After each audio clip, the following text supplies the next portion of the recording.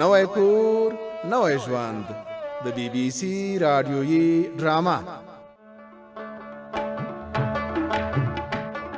غوټۍ ډېره خواریکښه ښځه ده او د میږو له وړیو په کور کې په ښکلو رنګونو لیمڅي جوړول او بیا یې د جانداد درزي په دوکان کې خرڅولو ته ایښودل. خو له بده مرغه چې پیسې یې لالباس په جیب کې اچولې او غوټۍ ته یې یوه افغانۍ هم ترېنه ورکوله.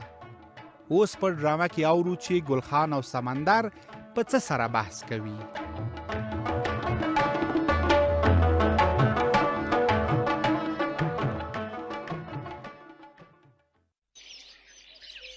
سمندر انکل، اختر هم را نږدې کېدل. بالکل ګلخانه، او اختر را نږدې شو. د عمر شپې او ورځې دي چې داسې زر زر تېرېږي. کم کای اختر داسې راته ښکاري لکه پرون چې تېر شوی وي. خو دا دی سبا بله ورځ لوی اختر دی. اوکې، عمر ډېر ژر ژر تېرېدل. ګلخانه، تا څه شی ورته اخیستی دي که نه؟ یاره سمندر انکل، ما خو هیڅ شی هم نه ورته اخیستل. اختر ته د کالیو، بوټونو او نورو شیانو اخیستل خو په ماشومتوب کې خوند کول. ماشومان ورسره ډېره مینه درلودل او اختر ته انتظار کول چې را رسېدل. نوې جامې اغوستل. ته ښه وایې، خو کالي نه درښیمه. وات؟ نو څه شی ښودل؟ مطلب مې دا دی چې د قربانۍ لپاره مو غوا یا میږه پیدا کړې ده که نه؟ یس زه ستا په مطلب پوهېدل. تر اوسه خو نه پیدا کول، خو اراده لرل چې یو غویی اخیستل. دا خو ډېره ښه خبره ده. که د غویی پیدا که ما هم پکې در سره شریک که. نو پرابلم. مطلب زه کوم ستونزه نه لرل، خو اصلي خبر دا چې دا کار زما د پاپا په اختیار کې. څنګه؟ پوه نه شوم. یعنی زه نه پوهېدل چې پاپا څو دانې قرباني کول. یو غوا زموږ بسېدل که نه؟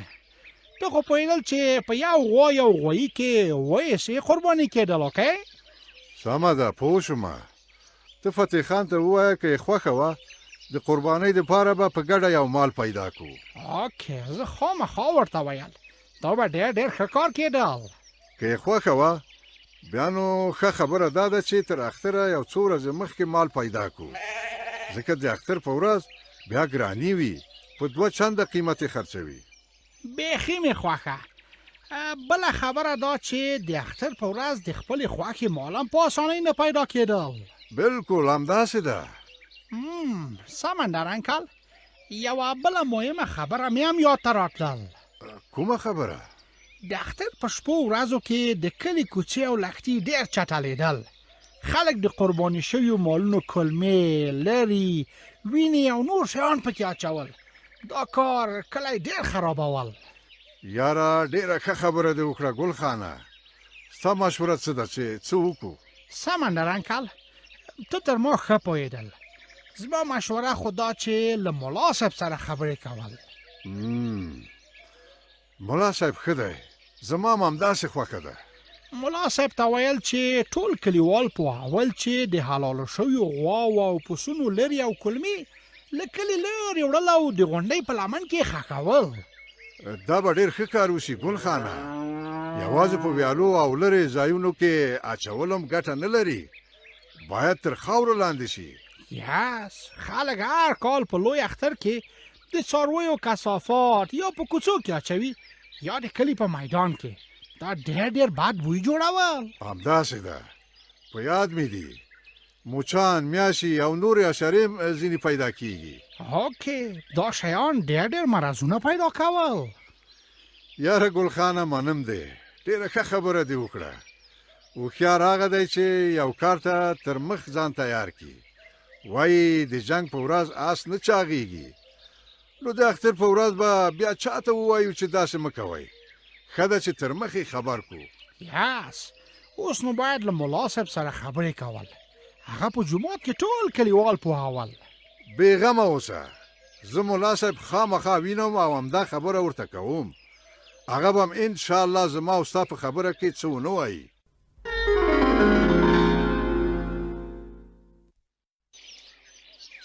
هغه ده دلبرو ترور د دروازې مخې ته راوتلې ده. ښه ده چې همدلته یې ووینم. دلبرو ترورې ستړې مه شې. غوټۍ دا ته یې خواره مه شې ته ستړې مه شې. خیر یوسې. څنګه یې ځواني مرګه دې نه شم. لال پاس ښه دی زوی دې ښه دی. ښه دی شکر. ته څنګه یې؟ په کور کې کراري ده؟ او کراري ده ځواني مرګه دې نه شم. راځه کور ته محبوبې ته به ووایو چې یو چای پوخ کړي وبه یې څښو. نه کور ته نظم در سره ترورې. خدای دې خیر درکړي. راځه راځه خامخا به راسره ځې. د دروازې مخې ته به تر څو پورې ولاړئ؟ معلومیږي چې کور ته راتلې. هو زړه مې و چې کور ته درشم او ودې وینم، خو چې دلته مې ولیدې نو اوس نه در سره ځم. ولې خیر خو دی چې نه راسره ځې؟ ځواني مرګه دې نه شم. اسې یوه خبره مې کوله، کور ته به بیا بل وخت درشم. څه خبره ځواني مرګه دې نه شم؟ که کومه خبره وي زر یې راته وکړه چې د اندېښنه مې لرې شي. د اندېښنې خبره نه ده، یو څو روپۍ مې په کار وي، که در سره یې پور به یې راکړي. څنګه روپۍ دې په کار دي؟ هو. ځواني مرګه دې نه شم. داسې راته ښکاري چې لمسیا دې ښه نه خرڅېږي چې له ما نه پور غواړې. نه هغه خبره نه ده، لیمڅي مې خرڅېږي. چې لمسیا دې خرڅېږي بیا نو پور ولې غواړې؟ ځواني مرګه دې نه شم. هو په ښه بیه خرڅېږي، خو پیسې زما ګوته ته نه راځي. کاشکې ما ته په لاس راتلی، بیا مې پور درنه نه غوښت. وی زه خو دې په خبره پوه نه شوم. ځواني مرګه دې نه شم. نو دوکاندار خو به یې دننه پټوي؟ نه دوکاندار خو د چا پیسې نشي خوړلی. بیا نو څه کیسه ده چې پیسې ستا ګوتو ته نه راځي؟ ورکې که ترورې هغه خبرې به پرېږدو. اوس که یو څو روپۍ در سره یي رای که بېرته به یې درکړم. ګوره غیران هم نه لرم. ځواني مرګه دې نه شم. که راسره وې تر تا به مې جار کړی وې. سمه ده ترورې، خدای دې خیر درکړي. خو خبره دې راته ونه کړه. زه دې په اندېښنه کړم وجلۍ. خبره دا ده چې زما د لمسیو پیسې لالباس خپل جیب ته اچوي، ما ته یې نه راکوي. وی ځواني مرګه دې نه شم. تا ته هېڅ نه درکوي؟ نه چې کله ورته وایم پیسې راکه وایي چې نشته، رانه مصرف شوې. دا خو ښه کار نه کوي. د خپلې ښځې روپۍ څوک د هغې له خوښې پرته نه وړي. څه ورسره وکړم؟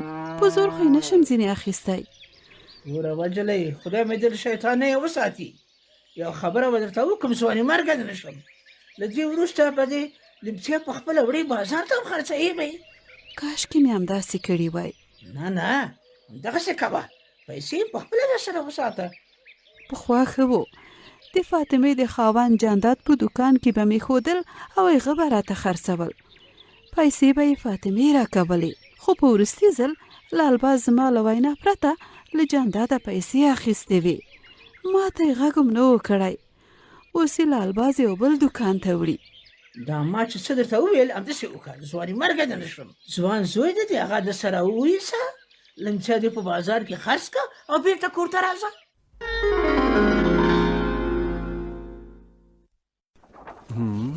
ته سبا چې زه لږ ورته ځیر شم دا دی په دې اکسرې کې معلومیږي. څنګه دی ډاکټر صاحب؟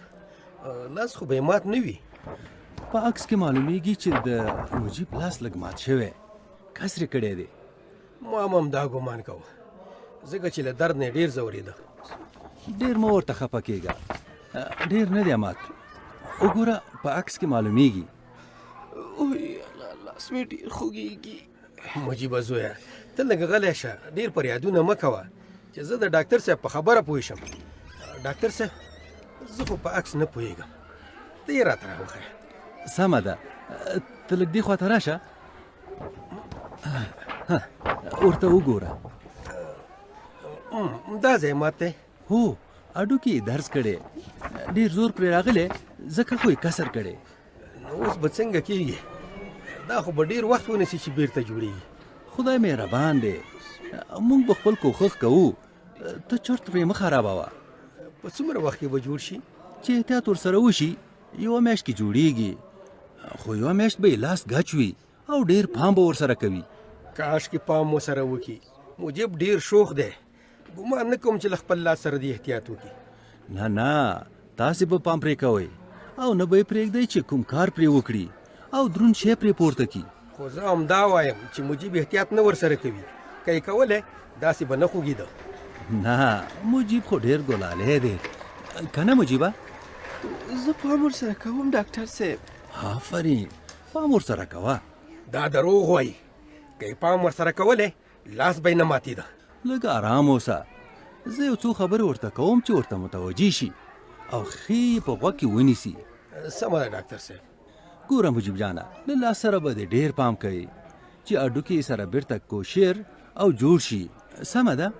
سمه ده ډاکټر صاحب. که پام ونه کړي بیا زر نه جوړیږي. ډېر وخت به د لاس ګچ وي ته به م ورسره په عذابي. کوم یې ډاکټر صاحب پام ورسره کوم. بس ډېر مه غږېږه. که همداسې ښه هلک وی اول به دې له خپل ځان سره پام کړی وی. اوس چې دې یو ځل لاس ژوبل که دا خبرې مه کوه. مجیده خفه کېږي به نه. ستا خبرې ښې نه دي. ناروغ ته چې داسې خبرې وکړي نورم بد تاثیر ورباندې کوي. مجبور یم چې دا خبرې ورته وکړم.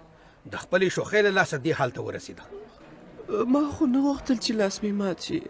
خپل ځان خو څوک لاسي نه خوږوي. ډېر مه غږېږه. تا د یو وار خدای را جوړ کړي بیا زه پوهېږم چې څه در سره وکړم.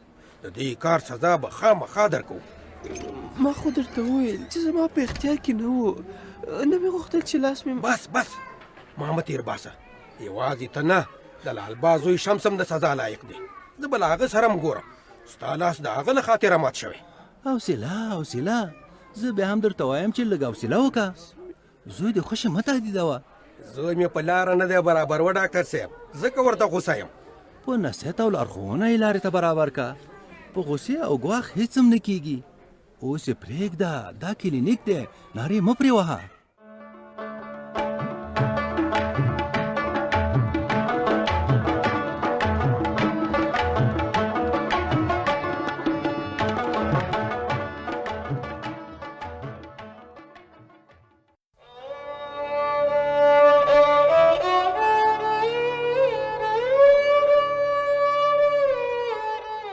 نوی کور نوی ژوند د بی بی سی رادیویي ډرامه.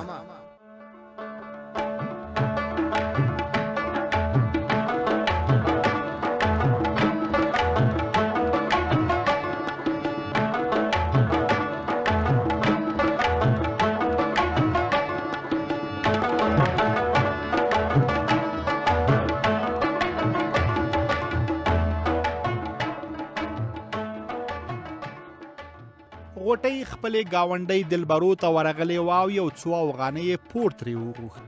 دلبرو ګمان وکړ چې د غوټۍ په لاس جوړ شوي لیمڅي به په بازار کې نه خرڅېږي. خو غوټۍ ورته له خپل خاوند لالباز نه سر وټکاوه چې لیمڅي جانداد درزي ورته خرڅوي خو پیسې یې لالباز اخلي. له بلې خوا د کلي د شورا په خونه کې مشران سره راټول شوي دي. دا چې په څه سره غږیږي اوس یې اورو.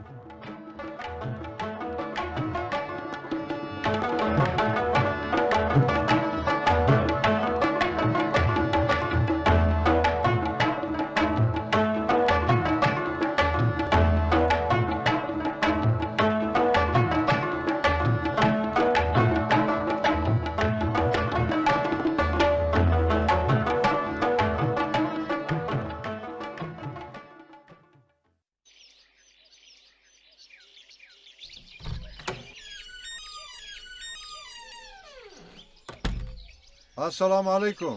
وعلیکم سلام ورحمت الله. ستړی مشي سمندر خانه. سمندر استاد ستړی مشي. دواړه خیر ویسئ. ډېر ښه وخت کې راغلم چې هم ملا صاحب شورا کې ستا او هم معلم صاحب رحیم. ما او معلم صاحب د لوی اختر لپاره په قربانۍ سره خبرې کولې. ورځې کمې پاتې دي چې د قربانۍ لپاره تیاری وکړو. ما خو ملا صاحب د قربانۍ لپاره مخکې غم کړی.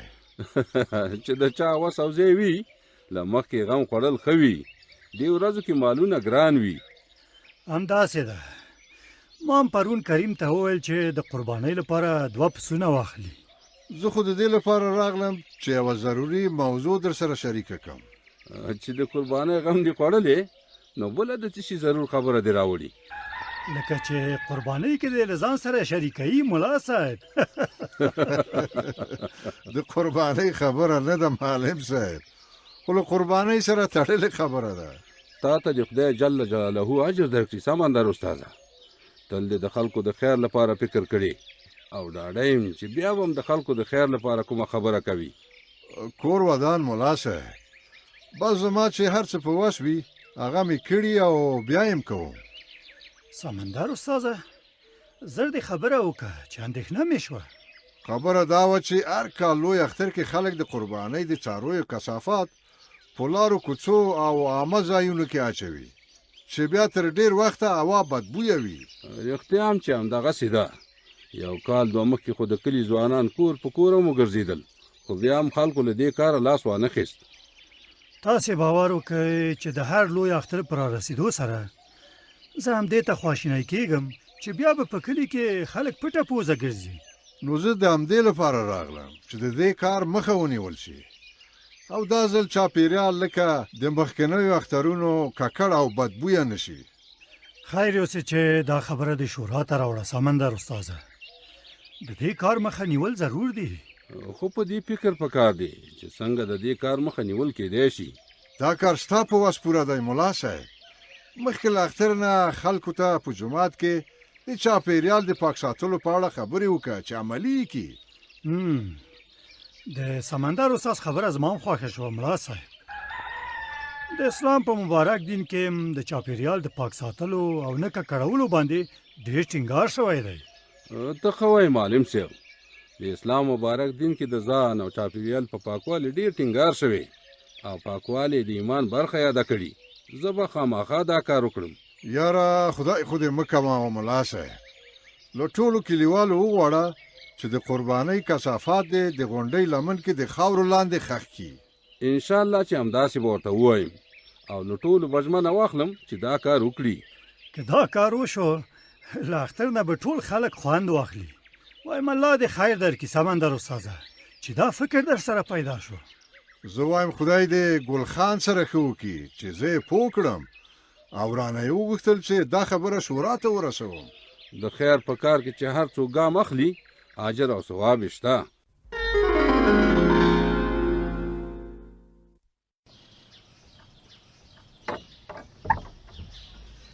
دا دی راورسېدو مجیبه زویه. مور به دې درته حلوا پخه کي چې زړه دې پرې راټول شي. وی شکر چې راغلی، لکه چې خاوره مې په سر شوې. دا لاس ورته ولې ټول پټ کړی؟ مات شوی خو به نه وي. ورخطا کېږه ما، لاس یې ښه دی. ډاکټر د دې دپاره په ګجو کې ورته بند کړ چې زر ښه شي. ته اوس زما لپاره داسې وایي. سمه خبره راته وکړه چې په لاس یې څه شوي. مجیبه زویه، ته یې ورته په خپله خوله ووایه چې د مور دې باور وشي. مورې لاس مې مات شوی نه دی، ښه یم. ډاکټر صاحب راته د درد ستن وکړه، اوس درد هم نه کوي. درد دې پر ماشه زویه، شکر چې مات شوی نه دی. ته داسې وکړه چې مجیب کوټې ته بوځه او ځای ورته جوړ کړه چې قرار څملي. ځه زویه، تا ته مې کوټې کې ځای جوړ کړی، قرار څمله. ډاکټر څه وویل چې کله به جوړ شي؟ د لاس هډوکي درس کړی. ته اوس له پوښتنو تېرېږه، مجیب باندې د سره پام کوه او خواږه څه ورته پاخه کړه. تم راځه چای وچکه چې دمه شي. زه یو چېرته ځم، کار مې دی، چې راغلم بیا به دمه کوم. چیرته ځې؟ له چا سره د کار دی؟ له الباس پسې ورځم او حساب ورسره کوم. له الباس سره د څه شي حساب کوې؟ د مجیب د لاس حساب ورسره کوم. د مجیب لاس خو د ماغه د زوی د لاسه په دې حال شوی چې د یوې روپۍ حساب مې ترې نه وي اخیستی، پرېږدم یې نه. ته اوس بل غم راته مه جوړوه مجیده. دا شکر دی چې زوی مې خدای بچ کړی. پرېږده یې، له حسابونو تېر شه. څنګه ترې تېر شم؟ تېرېدل نشته. چې زوی مې ورته په همدې حال کړی نه وي تر هغې نه پرېږدم. د هغه زوی څه ملامت دی؟ څه په زور خو مجیب له ځانه سره نه دی وړی او نه پرې هغه لاس مات کړی. دا ټول کارونه د ماغه دي. مجیب هماغه میلو او چکرونو ته پارولی. که له هغه سره میلې ته نه وی تللی ولې به یې لاس ماتېږو؟ خیر دی، اوس حوصله وکړه، له دې کاره هیڅ نه جوړیږي. چې هر څنګه کېږي حساب ورسره کوم. هر څه چې کوې خو په غوسه کې مه کوه، په کرارۍ به یې ورسره وکړې. توده کې به سړه نه راولي شازیې، چې همدا اوس یې ورسره سپینه نه کړم بیا خبره سړېږي. زه خو درته وایم چې اوس به ښه نه وي، چې یو ځل خدای مجیب ښه کړ بیا ورسره په ارامۍ خبرې وکړه او پوه یې کړه. ته بیا خپله خبره کوي. ځه ته مجیب پسې ورشه، زه راځم. ګوره چې بس او جنجال ورسره ونه کړې، په ارامۍ ورسره خبره وکړه.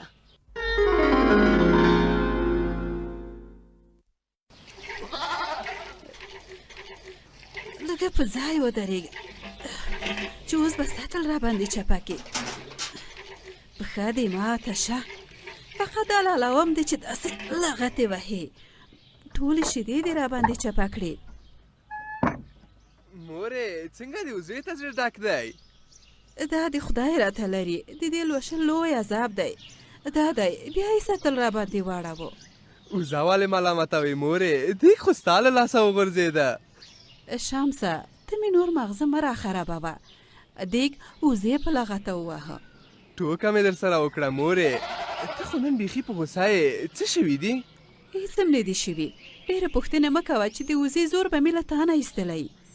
نو ما درته څه ویلي دي چې زړه دې راباندې تشوې؟ لکه چې پلار مې در سره جنګ کړی، ځکه داسې په قهر یې. ښه به درته دا چې ژر مې له مخې ورک شي او مغزه مې راته خراب نه کړي. ښه سمه ده، ورک کېږم. خو اول راته دا ووایه چې څه شوي دي او ولې داسې په غوسه یې؟ خو ودې لیدل چې د شیدو دیګ را باندې وزې چپه کړو. خامخا کومه بله خبره شته مورې، خو ته یې له ما نه پټوې. دا وزه خو هره ورځ هم دا نخرې کوي، خو ته به دومره نه غوسه کېدې. نن دې راته پلار مغزه خراب کړي دي، د هغه له لاسه په غوسه یم. ولې؟ پلار مې درته څه ویلي دي؟ پلار دې خپله تک کار نه کوي، اوس یې زما د لاس ګټې ته سترګې پټې کړي دي. څنګه یې ستا د لاس ګټې ته سترګې پټې کړي دي؟ زه خو پوه نه شوم په دې خبره. زه په میاشتو میاشتو خواري وکم، د لیمڅیو په جوړولو مې ملا او لاسونه مات شي، خو پیسې دې پلار په خپل جیب کېږدي او ما ته یې نه راکوي. کېدای شي پلار سره مې پیسې نه وي، ځکه به یې ستا د لیمڅیو پیسې درنه اخیستې وي. هغه عادت شوی، که خپل سره یې مې دا کار کوي، همدومره چې وپوهېږي چې ما سره پیسې دي لاس را باندې تاویي او په زوره یې رانه اخلي. نو هغه خو یې همدې کور کې مصرفوي، څه بل ځای ته خو یې نه وړي. ما په ګلمکۍ جامې ګنډلې وې او پیسې مې نه دي ورکړي. ویل مې چې دا ځل لیمڅي خرڅ شي نو ور به یې کړم، خو هغه دی هغه دې پلار رانه دې ځان کړې. که زما منې نو جانداد ته ځواب ولېږه چې له دې وروسته ستا د لیمڅیو پیسې پلار ته مې ور نه کړي. ورته ووایه چې زه خپله ورپسې راځم. تا ته د پلار معلوم نه دی؟ له دې خبرې نه به راته بله کیسه جوړه کړي. که زه مې پلار ته دا خبره وکړم نو راته غوسه به شي. دلبرو ترور راته یو بله لاره وښوده، هماغه به عملي کړم. څنګه لار یې در وښوده مورې؟ ویلې چې نور دی چې لیمڅي جوړول شمس له ځانه سره کوه او خپله یې د ولسوالۍ بازار ته وړه او پیسې هم ترې په خپل لاس اخله. دا یې درته ښه خبره کړې ده. بس دا دلته چې په خیر لیمڅي جوړ کړل پلار مې ما خبروه، زه به در سره لاړ شم او یو دکاندار باندې به یې خرڅ کړو. نو په چا یې خرڅوې؟ هغه د لاسي صنایعو په دکاندار. هغه خو تا ته معلوم دی تیر ځل د چې له پلار سره لیمڅي ور وړي وو. هو بېغمه شه، هغه راته معلوم دی. زه خپله لیمڅي هم در سره وړم او دوکان هم در ښایم.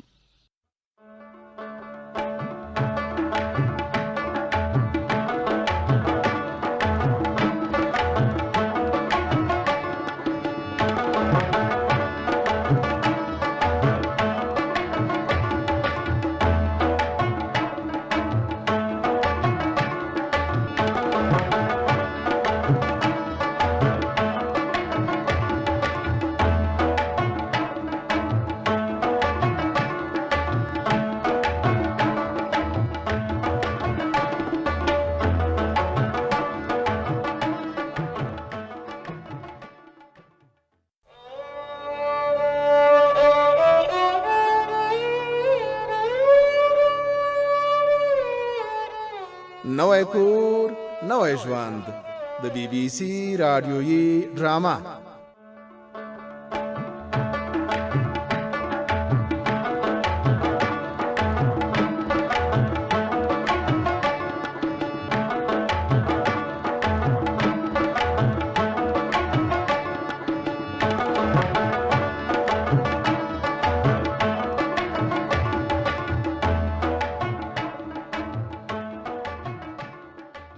په په کلینیک کې معلومه شوه چې د مجیب د لاس هډوکي کسر کړی. وروسته له پوښتنو ګروېږنو مجید په دې خبر شو چې مجیب له شمس سره بې ځایه ګرځي او له کوره پټ میلو او چکر ته ځي او لاس یې هم له شمس سره په لوبو کې خوږ شوی. هغه شمس ته غوسه و چې د ده زوی یې بېلارې کړی او لالباز به له ګرېوانه نیسي. اوس اورو چې د نیک محمد د زامنو په کور کې څه تېرېږي.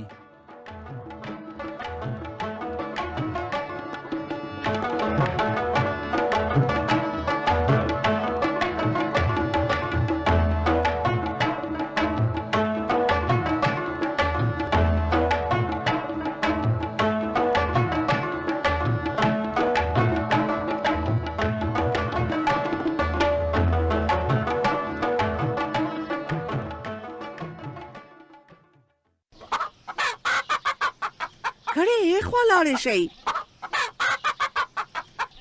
کړې پرېږده بابو ګرځې دې.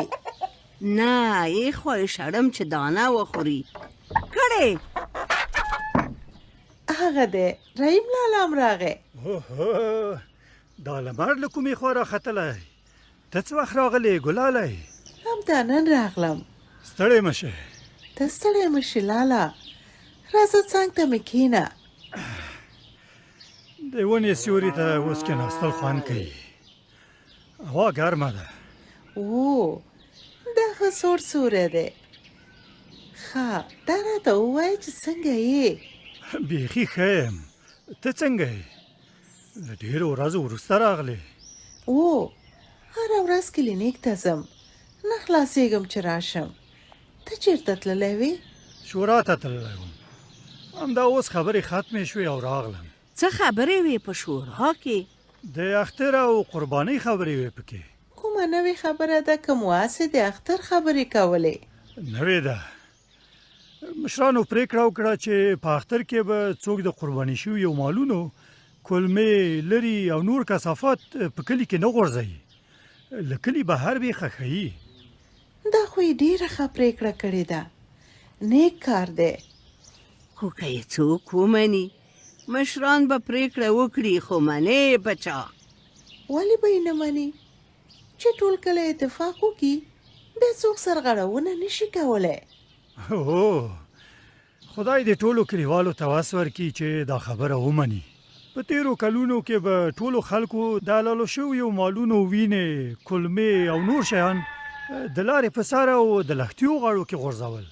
ډېره بدبویي به یې جوړوله. بدبویي یې څه معنا لري؟ ټول کلی به چټلۍ په سر اخیستی و. دا هېڅ سم کار نه دی.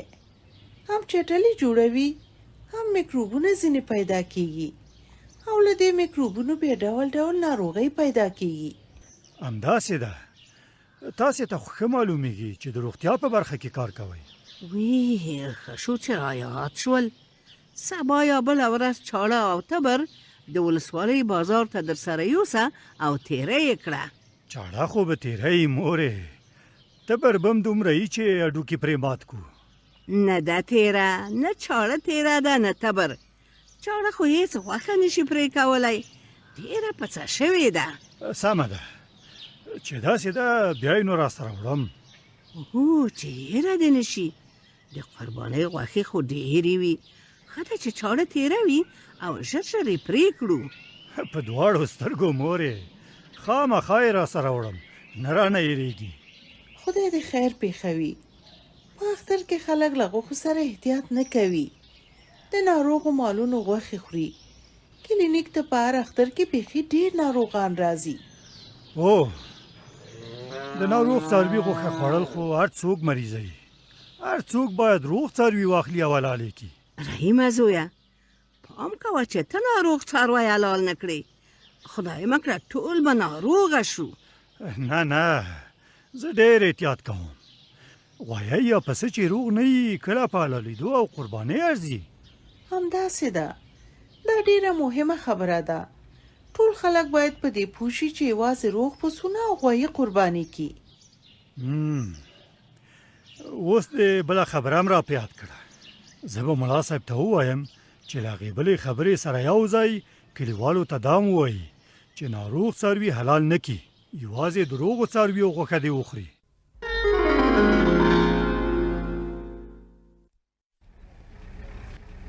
دا شکر چې لیمڅي رانه په ښه او نغده بیه واخیستل.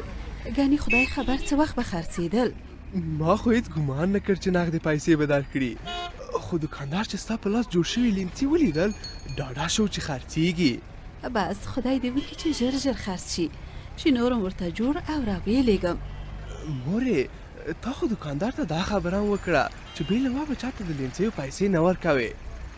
دا مې د دې لپاره ورته ویل چې پلار دې پیسې ترې وانخلي.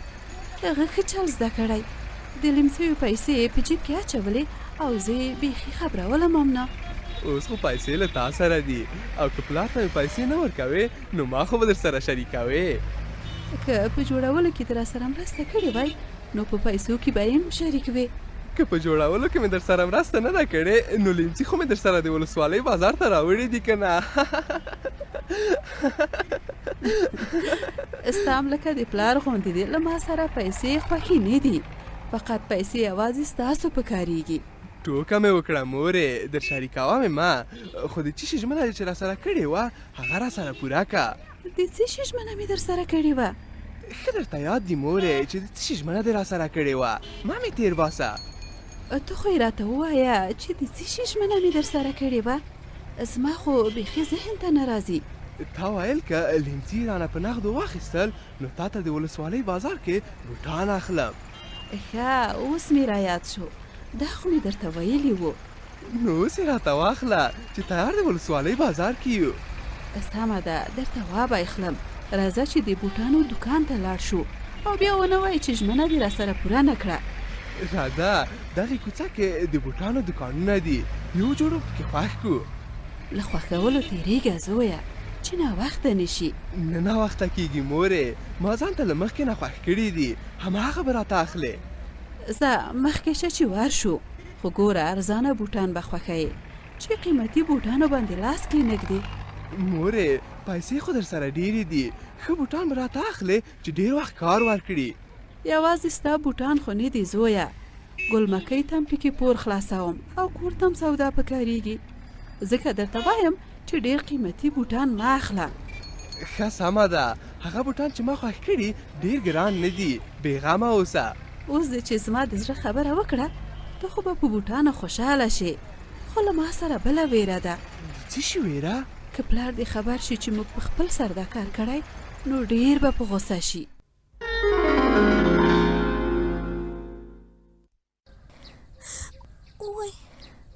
وای سر پچوي مورې. زرغونې نوره دې خوله بنده که، دا څه زګیروی دې شروع کړی؟ خو سر مې ډېر درد کوي که نه پلاره. ډېر مکر مه کوه، چې راغلی یم خوله دې خلاصه کړې. مکر نه کوم پلاره، د سر له درده ژاړم. فقط ماشومه یې چې د سر درد ته هم ژاړې، غټه ښځه یې، نور دې غږ وانه اورم. جانداده څه خبره ده؟ ولې زرغونې ته په غوسه یې؟ د دې د لاسه مې ټول خوب خراب شو، فقط د همدې لپاره ژاړي چې زه آرام ونه کړم. څو ځلې مې ورته وویل چې غلی شه، خو دا نه غلی کېږي. که خوب کوې بلې کوټې ته لاړ شه. زرغونه خو څه له قصده فریاد نه کوي، ناروغه ده. دومره ناروغه نه ده لکه دې چې کوم حال راغیستی. زما په ځای دا بلې کوټې ته یوسه، بیا که ژاړي او که رمباړې وهي ودې وهي، دلته دې زما سر نه په درده وي. لورې ته به دې نه ده شکېدلې؟ دا خو لا نور هم زیاته شوې. ټول ځان مې درد کوي مورې، خو سر مې بیخي ډېر زیات درد کوي. خیر دی لورې، ښه به شې، مه ژاړه. په ژړا خو ښه کېږي نه، چې څومره ژاړې د سر درد به د خدای مکړه نور هم پسې ډېر شي. دا ټوټه مې درته په یخو اوبو لمده کړې، په تندي یې درته ږدم، خدای به دې ښه کړي ورسره. سر مې چوي مورې، ډېرې څړیکې کوي. وای خدایه، درد دې پر ما شه لورې، چې ته به دې ښه شي، درد به دې ورک شي. دا هر څه له خپله لاسه په ځان کړي، هېڅوک پې ملامت نه دي. جان دادا داسې خبرې مه کوه، د چا پر ځان درد او ناروغي پیرزو نه وي. هر څوک ناروغه کېږي، په دې کې نو د زرغونې څه ملامتي ده؟ ټوله ورځ په خاورو کې لوبې کوي، که یې ځان پاک ساتلی اوس به نه ناروغه کېدی. زرغونه لور مې شکر د نورو ماشومانو غوندې نه ده، د ځان پاکوالي ته خپل هم پام کوي او زه هم ورته پام کوم. ته یې اوس ننګه مه کوه فاطمې، خو دومره مې دې واوري چې له امید نه دې لرې اوسي. اوس دې امید هم پکې راواچاوه. امید خو یې خپل ورور دی، څه پردی خو نه دی چې ته داسې خبرې کوې. دا خبره مې د دې لپاره وکړه چې هسې نو خپله ناروغي امید ته ورسوي. دا چې ناروغه د غمې در سره نشته، غوسې لا پرې زیاتې کوي، خو د امید لپاره په اندېښنه کې یې چې ناروغه نشي. دا د مولاد دی. دلیلونه راته مه وایه فاطمې چې تا ته به مې ماغزه خراب شوي وي. دلیل څنګه در سره ونه وایم جان داده؟ څنګه چې په امید خفه کېږې دغسې باید په زرغونې هم خفه شي. بس درته مې خلاصه کړه، که امید ته یې ناروغي ورغله نو بیا به زه ستاسو دواړو خوښ شم. اوس یې په لامده ټوټه ورته سر وتړه چې دا خوله یې بنده شي. که په لمده ټوټه یې ته به ښه کېدی وختي به ښه شوې وه. زما ومنه او کلینیک ته یوسه. زه بابا له کلینیک نه تېرېږه، خپله به ښه شي.